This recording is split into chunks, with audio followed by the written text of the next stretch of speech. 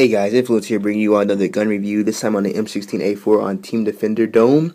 Pretty much just my quick opinion about this gun is that it is not good at all. It is one of the least performing assault rifles out there in the game. New players, I would not exactly use this gun if I were you. Pro players, this wouldn't exactly be the gun to use in choice. Maybe in a few sparse environments, possibly, they could work out for you, but other than that, it's not a gun that I would suggest using at all. Some quick base stats is its damage is probably a 3.0 out of 5. It has trouble killing at times, taking 2 or 3 trigger pulls, and that's just not something that is acceptable on a 3-on burst. 3-on burst, I tend to pack more of a punch. Usually that's how it's supposed to be, but this gun just seems to underperform when it comes to damage. You need to pretty much be spot on the heart or around the upper torso area of a person to kill them.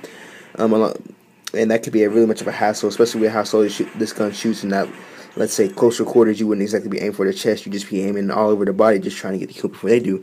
Not saying to spray with this gun, because that's pretty much impossible due to being a 3-round burst, but you can still try putting in work with it. Accuracy-wise, that's probably one of its best features about this gun, even though it still lacks at times.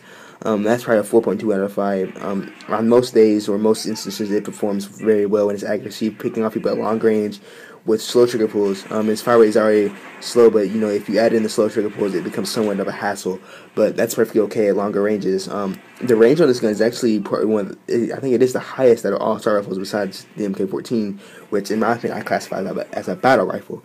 So the range on this gun, the damage, even though it's a tad lower than some other assault rifles, it seems to stay consistent and on point throughout, no matter what you're shooting from. So you shouldn't have a problem with that range, which is why I recommend using this gun for rather longer ranges rather than shorter ranges, even though the Type 95 is still the better 3-round burst overall.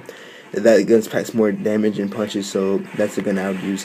In this gameplay, you'll see me die a lot more than what I usually do, so that just proves to you how hard this gun is to use compared to the other guns I've used. I prefer the AK-47, ACR, Type 95, guns like those. But this gun is so much different than that. It feels so much different. It shoots differently. The damage is different. Overall, it's just a completely different gun than what I'm used to. And if you use this gun in public matches and whatever, you'll notice that you stick out a lot more, simply because not many people use this gun. This is one of the most underused guns in the game. I've noticed from my couple months of playing this game, MW3.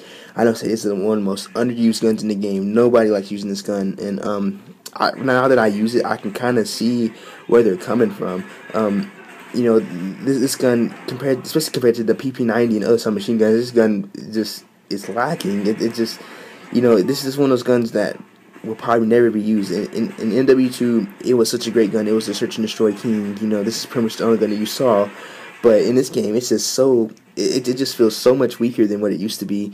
And that's something that, I guess it changes with time, but it's for you diehard M16 fans, Black Ops M16, things like that. This gun, it just might be somewhat of a problem to you all, and I can fully understand that as a player myself. So, with that said, everyone's different when they use this gun. It just depends. In this gameplay, I'm using Stalker Pro instead of Steady Aim, so I tend to aim down the sights a lot more than hip fire, which is another thing. It's spread.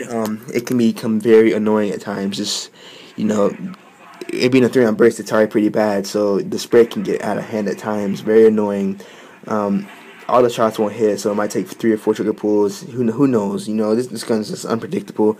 I'm not even saying that it's a bad gun. No gun in this game is really that bad.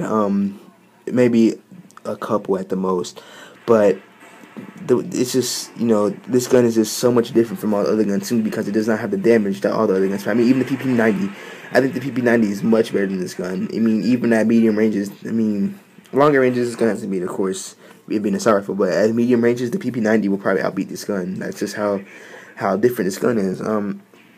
Now, you can probably tell me I'm wrong, and maybe I am. This is just my opinion on how I feel about this gun. But you cannot lie to.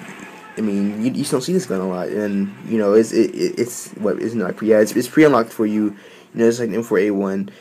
Between the M4A1 and M16, I would definitely pick the M4A1. That gun is just multi-purpose. You can burst fire with it, hold down the trigger, whatever you gotta do to get the kill, and it will work. This gun, not so much.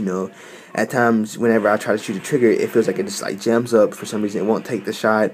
And at other times, it feels like it just shoots too fast. I don't know. This gun may seem kind of glitchy, and the damage, the damage ratio on it feels kind of lacking as well.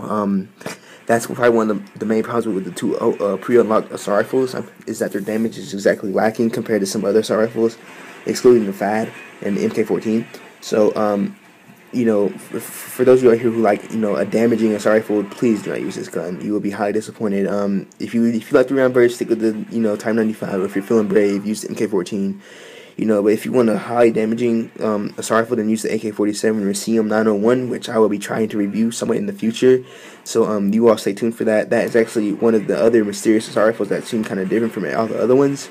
You all will see that later as I break down the stats. So, you know, in this gameplay, I actually had fun making, you know, this gun review. You know, playing with this gun, something different. You know, it's like a fresh taste.